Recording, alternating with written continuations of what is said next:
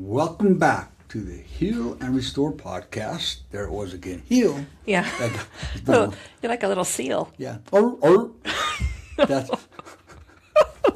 Oh my goodness. Are we starting off this one this way? Well, why do anything different? That's true. Why would we? Anyways, welcome back to the Heal and Restore podcast with your host, me, of course, Randy, the host with the most, and Cathy, the hostess with the most. Thank you. All right. She looks pretty dapper today, doesn't she? Yes, aloha. Aloha, kind of Hawaiian-ish. Yeah. We wish we were on Maui again. Yeah. But, you know. Coming back to the Hawaiian mindset. Yeah. That was nice and relaxation over there. Yeah, sure is. It was. Beautiful island. So, our heart is to help individuals and couples grow stronger through healing, honest conversation, and meaningful connection. Yep. Each week, we talk about real-life topics like communication, forgiveness, intimacy, family, and emotional health, because healthy relationships begin with healed hearts. Thanks for tuning in as we take another step together toward restoring what matters most. Yeah, that's true. We have to be able to break things down to get back to our restoration. And that's a good way to put it. We have to break things down one step at a time. Steps in the process. Absolutely. So, we're so glad you're joining us today. Summer has a way of bringing people together. It's my favorite time. It's my favorite time of year. It's my worst time of the year. I guess this heat just getting to me anymore. I know. Summer has a way of bringing people together, like backyard barbecues, family vacations, evenings on the patio, and conversations around a campfire. Yeah. Unless you live in the hot desert. Where we are, we don't want a campfire about No, right we now. don't want a campfire right now. It's been toasty. It's been toasty. But if you think about this, if we're honest, many of the conversations when we're in those environments, they kind of stay at surface level. Yes, they do. And so sometimes we'll talk about the weather. We might talk about work, their schedules, what sports the kids are involved in, what's happening next week, all of the things that are just very, very surfacey. But what's happening is we're missing opportunities, and we're missing the opportunities to truly get to know the people sitting right next to us. Yes. So sometimes it might be a social gathering where we don't know too many people. Maybe it's the campfire, maybe it's a social gathering. But remember, that doesn't have to hold us back from getting to know new people. Right. And that's the important thing is, getting to know new people is so important because you never know what they will bring to you or what you will bring to them. No, that's true. Yeah. I mean, if we have an open mind, we're always learning. In fact, I was talking to one of the guys in jiu-jitsu the other day. I says, I'm 69 and I'm still learning. Yeah. I says, and it's like every day is a learning opportunity, and the day we quit learning, it's the day we'll be in the grave. Yeah. And if you think you know it all, you don't know it all. So get around people that you don't know and learn something today. Learn something new today. Yeah. You don't always have to agree with them. No. But at least take it in and consider it. Take what you want, leave the rest, like we say. Absolutely. Yeah. So today we're going to be talking about Campfire Conversations. Questions that deepen connection. Yeah, they deepen connection when you really take the time to spend time with people. Exactly. And whether you're with your spouse, your children, close friends, or your family group, or maybe a complete stranger, meaningful questions can create space for laughter, vulnerability, understanding, and healing. Yeah. I mean, I would have loved for people to talk to me or allowed me to talk to them openly like that when I was a younger kid. Pick their brains. Pick their brains, understand, and especially somebody who's got more time than you, more history than you. That's always something that's really good to have an understanding. A lot of times we'll say, kids are wise beyond their years, right? Well, but the true deep wisdom comes from the age. Yeah. There's no other way it can happen. Yeah, there's certain amounts of wisdom that people can have growing up, right? But my opinion is this: true wisdom comes from age. From history. Yep. From history. Creating the lessons we learn in life, so on and so forth. Yeah. So So let's talk a little bit about why these questions matter, because our topic again is Campfire Conversations, questions that deepen connection. All right. So why do those questions matter? Why do First they? of all, connection, it doesn't just happen accidentally. It's like, No. whoops, there it is. Yep. No, it happens intentionally. We have to be intentional. And so the quality of our relationships, it's often shaped by the quality of our conversations. Yeah, and the other thing as we go through this, we have to remember this, that the depth of the conversation also has to come with being able to trust the person that we're talking with. Yeah. Right? You have to have that trust. It's almost like, I'll say it like this, Campfire Conversations are like anonymity, like the rooms of AA. That's good. Right? It's just, this is between you and I don't want it to go any further. Yeah. So And building that relationship through trust. Exactly. Yeah. So remember that, right? So remember that questions communicate something powerful. All right? This is important. It's good. I care about your story. I want to understand your heart. And more importantly than anything, Yeah. you matter to me. That's so good. And that might, that person you're talking to, that's sitting there listening to you, might be the very first person that you've been able to talk to, and they show that, hey, you matter to me, and Yeah. I want to hear your heart. Yeah.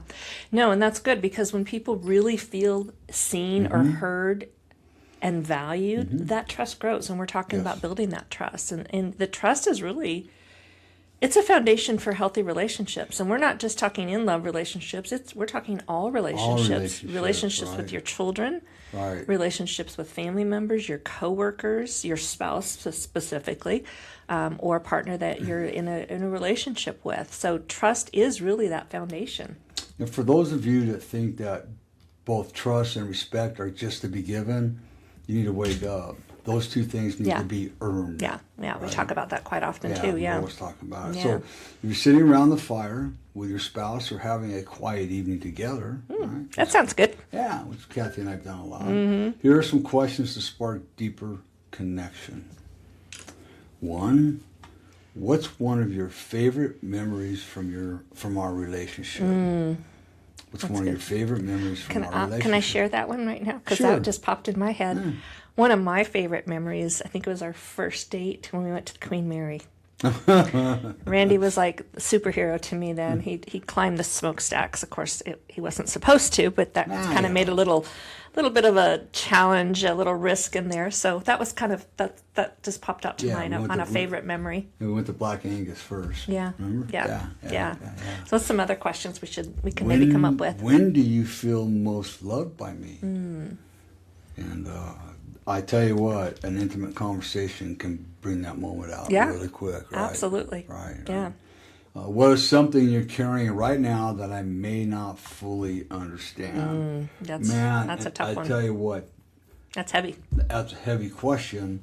And I'm going to use this again. When Cathy and I were just started dating, something told me inside to let her know that I'd been abused. I told nobody in my life ever. Yeah. And That I was told me. her a lot, right? And so, how she she didn't fully understand. No, I it. did not at all. No, But I was going to fix it. Yeah, she was going to fix it. Make it all better. So, but there was just that, Cathy had that energy about her, and I knew I could trust her. Yeah, that's good. What's one dream you still have for our future? Right? Even if you're mine and Cathy's age. Yeah. Right? We still have You dreams. we still have dreams. Yeah. Absolutely. Yeah. You got to keep chasing them. How can I support you better in this season? Oh, that's a powerful question. Yeah, we go through seasons, good, bad, or indifferent, and we want to be Absolutely. able to support each other, but we got to ask what that support looks like. Absolutely. I mean, Yeah. remember, it's for good or bad. Yeah. In those vows. What's one thing you appreciate What's one thing you appreciate about who I've become over the years? That's good. You know, one thing with Cathy that I never realized that marriage and love could be this great. But once Cathy retired and she settled into retirement with me, she's a phenomenal cook, right? And she'll tell you, and I'll tell you, she can make the same dish, but it'll never taste the same. No. But honestly, in our nearly 43 years of marriage, Cathy has never made a dish that I couldn't eat, right? Thanks, honey. And I mean, every night, and I offer to help. She goes, no, I got it. But she's just. Well, when you enjoy something and you enjoy who you're making it for, that's true. It makes it all right valuable. And the key to that is I tell Cathy every night. Yeah. Right? Every night. Thanks for dinner, and it was really good. Another great night by Mrs. Boyd. And there's so much more to that on both of our parts. Yeah, so absolutely. if we could create one new tradition together, what would it be? We've created a lot of good traditions. A lot of good traditions throughout our marriage. Yeah, but there's always something, you can always create a new one. Absolutely. Yeah, it's never too late. I mean, like even, doesn't have to be with Cathy or your spouse or your partner. It could be with your friends. I mean, look at the cycling group we had, in California. Yeah. Look at all the traditions we established with them. Yeah, no, absolutely. Matter of fact, we got one coming up in August. We do. Big Bear. Yeah, it's going to be fun. Yeah. So we got to remember these things too. Is that these questions, they're really not about fixing one another. They're really about saying, I'm curious. I just want to know more. I want to be connected to you. So we talk about curiosity a lot. Yes. Asking curious questions. So I want to dive a little bit into talking about questions for families, because the first series of questions was really about relationships with your significant other. So let's talk a little bit about the family questions we can ask. Yeah, absolutely. Yeah. Yes. Because summertime, it can provide a beautiful opportunity for families to slow down and reconnect. Yes. I know for myself, growing up, my dad was a school teacher. He had the summers off. And honestly, I have great memories of family time during the summer. And I hope that some of our listeners do as well. So as you're sitting down with your families and you're slowing down a little bit for the summer, here's some questions we can try asking. And these can be, doesn't matter the age of the kids. And you might come up with some more that are appropriate for your families too. Right. But just the basic questions would be, what was your favorite part of this year so far? That's a great question. Yeah. What was your favorite part of this year so far? Because I think what happens on that's looking at gratitude. Yeah. Because it's really easy to look at the negative things that happen in the year when there's so much more positive. Good stuff going on. When we have the opportunity to really look at it. Another one, too, is really important, and I think this is great to ask kids because I don't think kids do enough self-reflection, is what's something that you've learned about yourself recently? Now, I say this is great for kids, but I want to encourage the parents to answer that as well for the kids. Absolutely. Because then they learn how to answer those types of questions. As a matter of fact, when we get towards the end of our coaching sessions with somebody through the whole program, that's one of the questions we ask. Yeah. It's a reflective question that what's something you've learned about yourself on this journey? Yeah. And it's good to ask that question. It makes you think. Right. Yeah, absolutely. Another question as a family question is, what's one thing that you'd like to do as a family before the summer ends? Right. Those are fun things. You want to hear from your kids, from your whether they're teens or young kids. Everybody wants input, and then you're bringing value to who they are as human beings. Another question you might ask is, who has encouraged you lately? Yes. Get your kids talking about that. Get them thinking about that. And another question is, what are you proud of over yourself? What have you done that makes you proud as an individual? Another one you might ask is, if you could relive a family memory, which we all have them, what would you choose? Yeah. That's good. What would you choose if you could relive a family memory? I can see Kings River. Oh. With my dad camping and fishing, teaching us how to trout fish on the river, and waking up one morning in the meadow behind us was a big old buck standing out there. We tried to get close to him, and Daddy won't let us pet him. That's funny. So I remember that morning, I could smell the coffee. I got up, we were in a tent, and Dad and Renee were making coffee and breakfast already. Yeah, that's good. I think for me, as a kid, because my dad was a teacher and he was off for the summer, my mom would save all her vacation time. And one particular summer, we went on a family trip in our Volkswagen camper bus, 3 kids, Charlie the dog, kayak on top, and we traveled across the U.S., up to Canada, and across all 10 provinces. And so just camping with my family. I mean, those are memories I'll never forget. And you and I, we've done that a lot in our We have marriage. done that with as with well. our kids, Absolutely. So here's one I think that really brings value to this conversation. And that is, what makes you feel most loved at home? Yeah, parents, we need to hear that from our kids. Life is so busy, we are going, work, sports, activities, church, whatever it might be. Take a little time and have some of these questions, sit down questions with your family, with your kids. And here, I want to say this about parents and their kids. Your home, the house is the building. Mm-hmm. You create the home within. That's supposed to be a safe place for your children, right? That's, it's incredibly important that when they walk through that front door, they can feel really safe. Yeah. They can feel safe that I can talk to mom and dad about anything without them ridiculing me or putting me down. Mm-hmm. That's stuff I didn't have. I mean, I've often thought about, why did I start struggling in school? Because every night I was scared to death of what was going to happen, because home was so unsafe. And I know our kids, when I was struggling with alcoholism, they kind of felt that same way too. But I'm sure. Once I got in recovery, our home was a safe place. Yeah. I mean, myself as a husband, right? That's one thing that Cathy's been really good about, is I walk in our home and it's a safe place for me. Yeah. Right? I'm sure it's the same for Cathy. Yeah. So whether you're an adult, a teenager, young adult that's still at home, that home is supposed to be a safe and secure place to talk about your concerns, talk about your feelings, and to learn how to understand each other. Right. Yeah. So you got to remember, because children and teenagers especially benefit from knowing their thoughts and feelings matter. Again, that's part of that safe home. These conversations definitely build emotional safety. Yeah. And I think feeling physically safe is one thing, but feeling emotionally safe is a whole nother level. Right. Yeah, right? No, absolutely. I mean, because you don't have to raise a hand. You can raise your voice and start calling names, and it goes out the window. Yeah. So then, what about some questions for our friends and or our life groups? Yeah. Which, Yeah.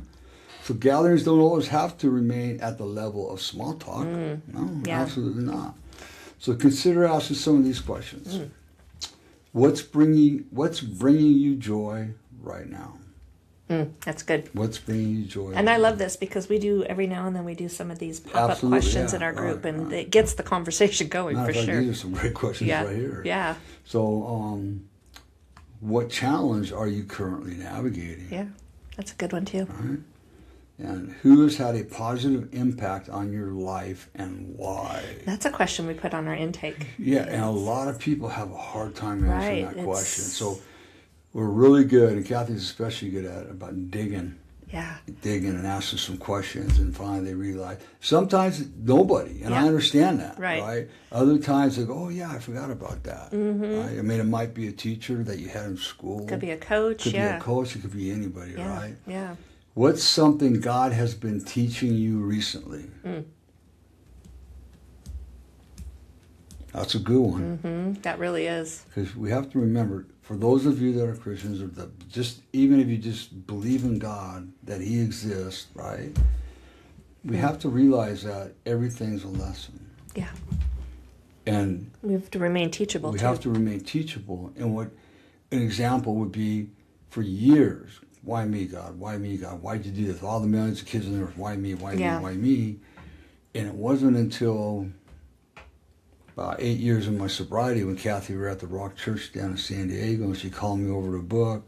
She goes, look at the scripture. It was Genesis 50-20. 50-20, right? Or 50-20. 50-20. What man meant for harm, God meant for good. He brought you to this place to save the lives of many people. That was my why. God was teaching you in that moment. He was teaching me through the whole thing how I can better help people. It sounds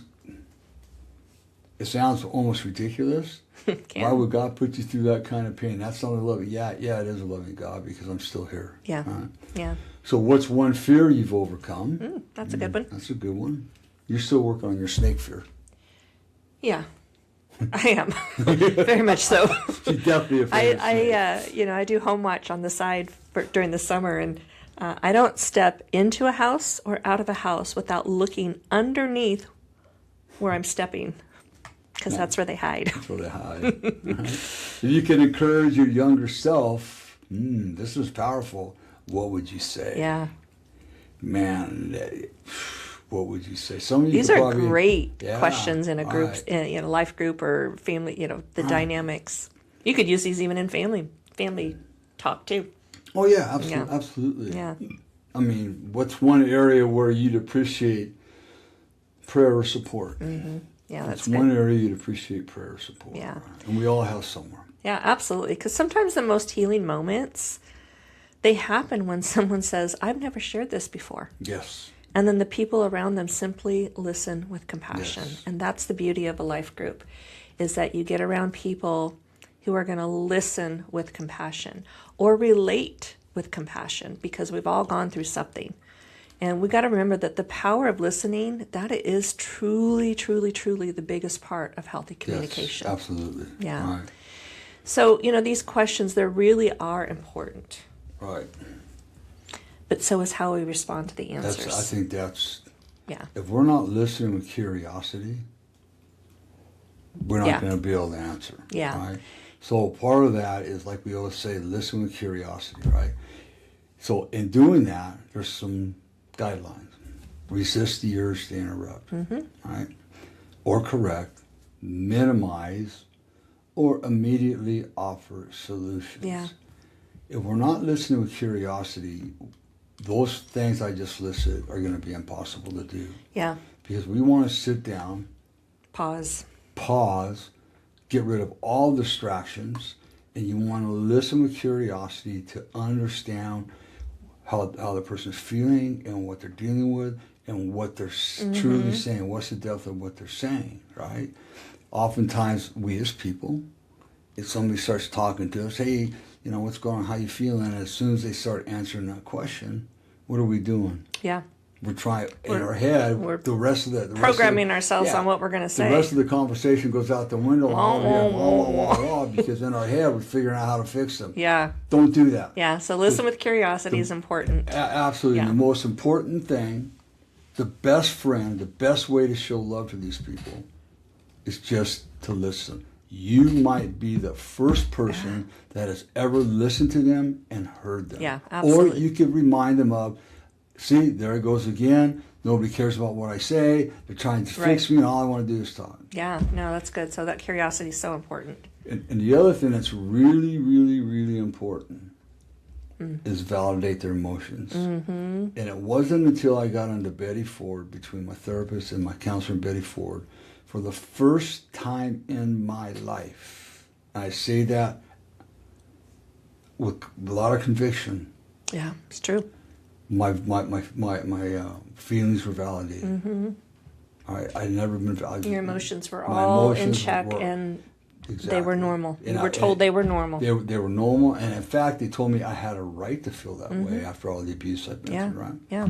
So ask follow-up questions. Yeah, that's good too. And if you listen with curiosity, then you can have the chance to Create ask a question. curious questions. Like, hey, Cathy, I heard when you were talking about Randy and in his drinking days, you were really afraid of him. I'm just curious, what more was there to be afraid of? That's really good. You see something like that, you bring your curiosity into it, right? Yeah. What were you thinking? Just little questions they don't have to be big, long, drawn out things. Exactly. Yeah. Thank people for sharing. That's really important. That's one thing that recovery taught us all and that was part of a share groups is, you thank people for sharing because they feel validated in that moment. Hold their stories with care. And again, that's that trust and respect aspect. Yeah. Somebody might open up to you for the very first time about some very deep secrets they've had. Yeah. Right? And the worst thing that can happen is that you start talking about what that person told you to other people. And it's going to come around. They're going to find out. And it's like you're breaking trust. We've heard it from a lot of people. I'll never tell anybody anything about me before because this happened and that happened. Right. So hold those stories with care. It's so, so important. I just, when I see those words and hear those words in my head, it's like cupping my hands and holding them gently, like you're holding a little baby bird. It's a gift when people open up like that. Yeah. Some of our clients, we've heard them. Yeah. They're really hard sharing until they know that, okay, Randy and Cathy are real. They're not going to break my anonymity. Right, it They're takes not some gonna- time. Yeah. So. Yeah, because we got to remember this too, that people, they don't always need advice. They don't even need to be told what to do. Often they simply just need somebody that is sitting there with them, willing to be with them right in the middle of their experience.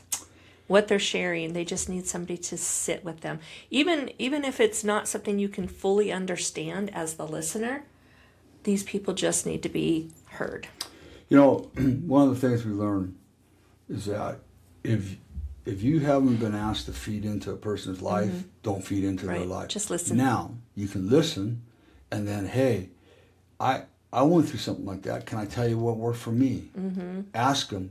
Let them say yeah or no. Yeah, okay? that's good. So don't be going up to somebody the first time they're telling you something about them. So, well, this is how you need to fix it. No, they don't need advice. They don't need advice. They didn't ask for advice.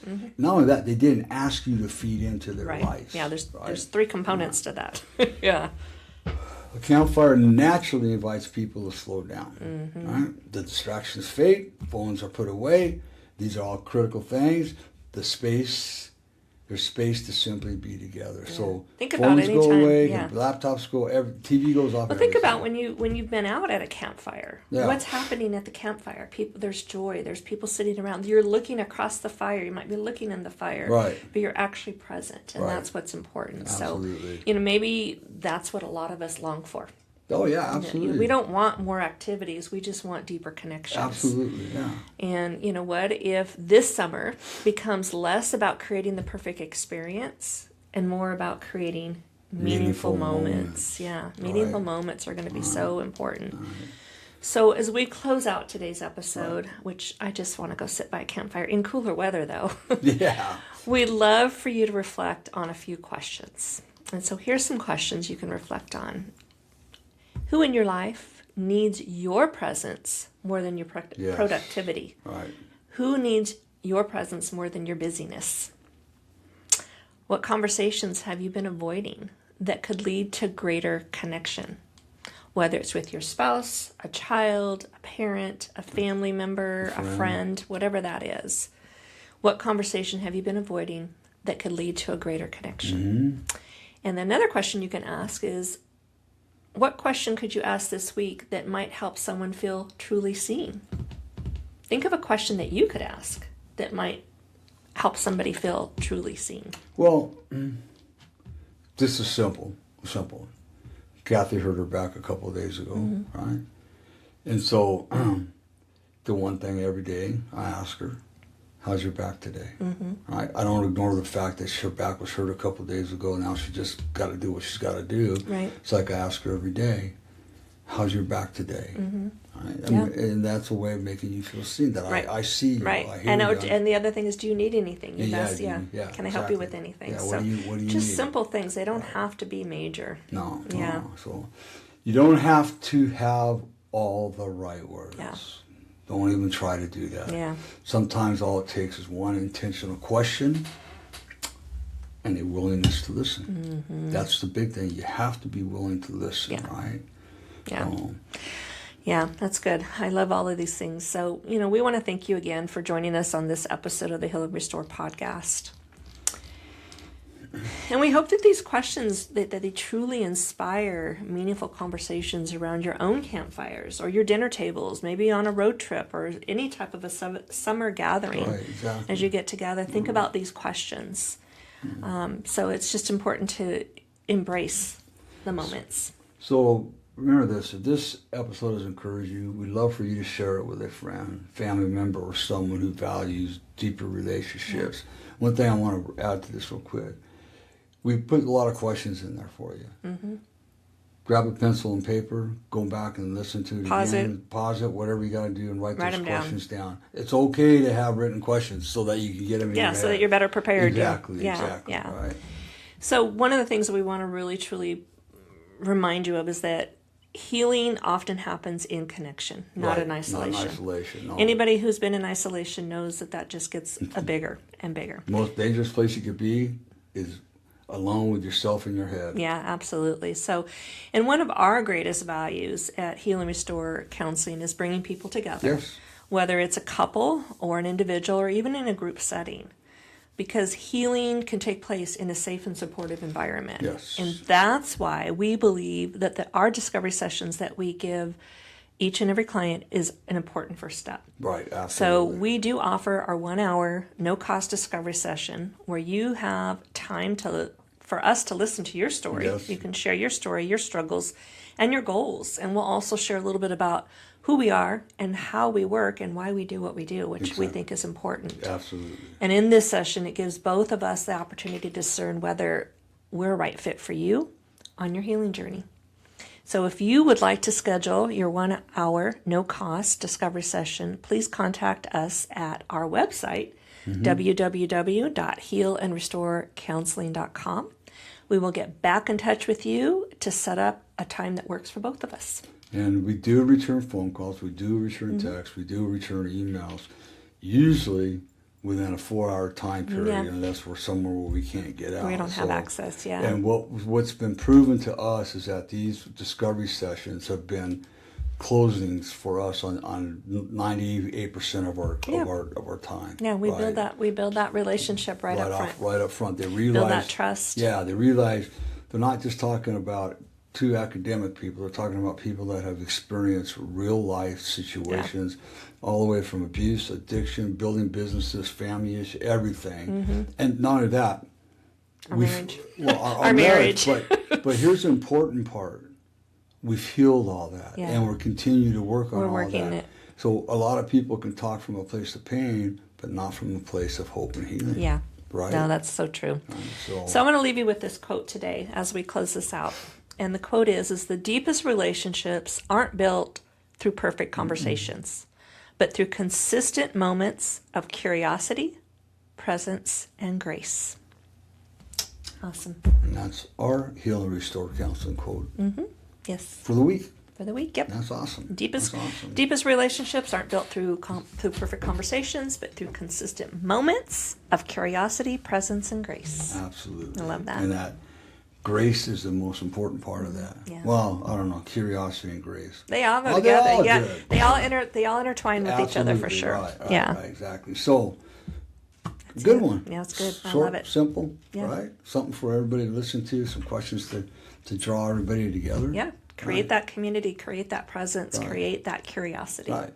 You know, even in like if you're a student in high school or college, right?